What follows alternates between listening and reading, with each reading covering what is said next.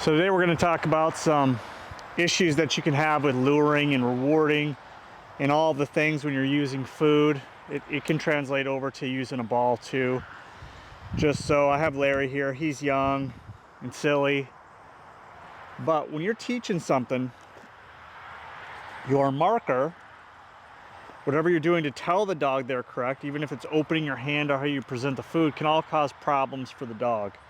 It can all cause learning problems and behavioral problems that go later down the line. So for instance, if I have my food pouch in front here, the dog is going to want to wrap around for the most part if they think they're going to steal from you. Now, if I have food in my hand before the dog's correct, you could distract here, and he understands food comes from my face, or supposed to, but he's still struggling a little bit. So everything you do is going to create problems for you or problems for the dog. So Larry's pretty advanced with his healing and everything, but since my pouch is here, even when I'm walking, you see how he's circling in front to get to it, because he wants to get to a reward source. So all the little things that you do, and even to how you have the reward on your body, is going to dictate some things with your dog, and that can create bad habits over time. And if you do it too long, it can create like a habitual problem that the dog can't fix, or you can't fix, because it's so ingrained. So, Foos.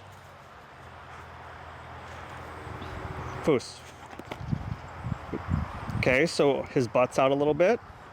Foos. Foos.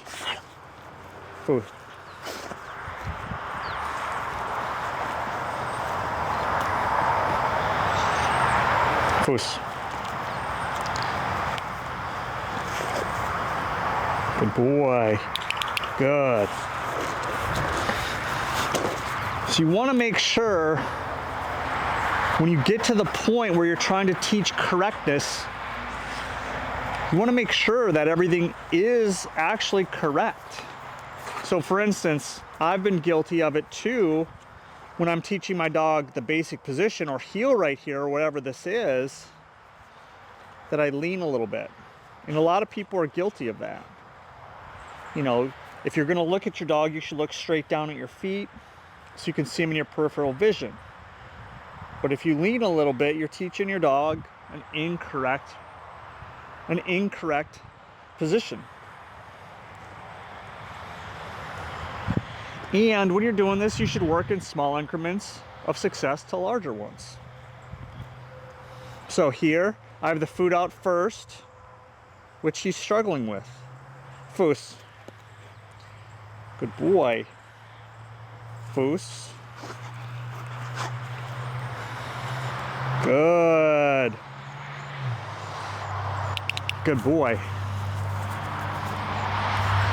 So even in this situation, if I always reward with my head down, telling the dog good, or clicking, or a combination thereof, when my head is down, the dog is never going to understand, or Larry's never going to understand how to do it when I'm looking forward. You're going to teach the dog only one body language, or only one type of body language leads to this, and you want to teach them the correct thing that leads to the thing. So if I'm heeling down the field and I'm marching down the field and heeling, I'm not looking at my dog, so he may not understand the command when I'm giving it straight away until when I'm looking at him. So there's a lot of variables here that make it easier or hard for the dog, and that's what frustrates people, because they're like, the dog knows. The dog may only know how to do it when you're looking at them. Foos. Good. And Larry's in the learning stage, so I still am looking at him somewhat. So he lifted his right foot up there while I was petting him with the crop, and I quit until he put his foot back down. I don't want his foot in the air. All these little things make a huge difference if you're really trying to teach precision obedience. So he's looking around now because he's lost hope that there's going to be any reward. Foos. Good boy. Now we have a whole bunch of hope here, a whole bunch of hope. Good. He made the decision to sit down. Good boy. Good. So I rewarded that. I want him to always sit down in the heel. I don't really care if my leg is back, but if he offers that behavior, I'm going to reward him.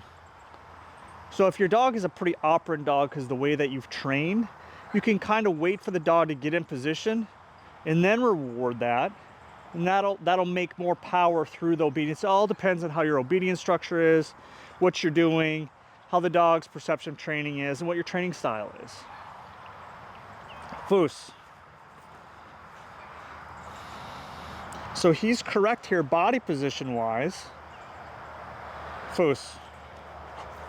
And then when I tell him to heel again, he gets out of position because he's silly. Foos. Foos.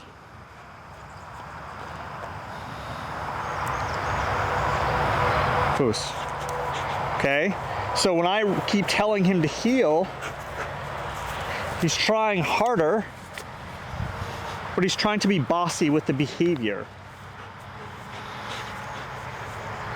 Foos. Foos. Foos. And he's not straight. Foos.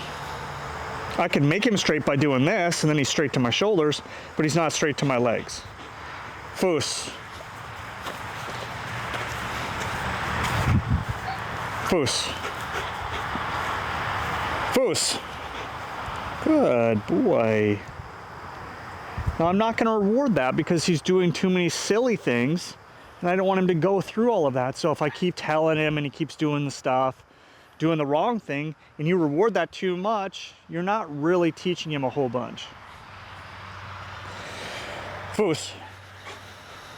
Okay, so now this is a huge problem. Sit. Sit. Sit. Negative. Sit. So Larry is getting higher and higher in drive for his food here. And that is creating cloudiness in his head. You have to see that. Is the dog getting cloudy? Is it because he's getting frustrated? Does he want his ball too bad? There's so many variables in here. So when you're teaching your dog, most importantly, you should have fun.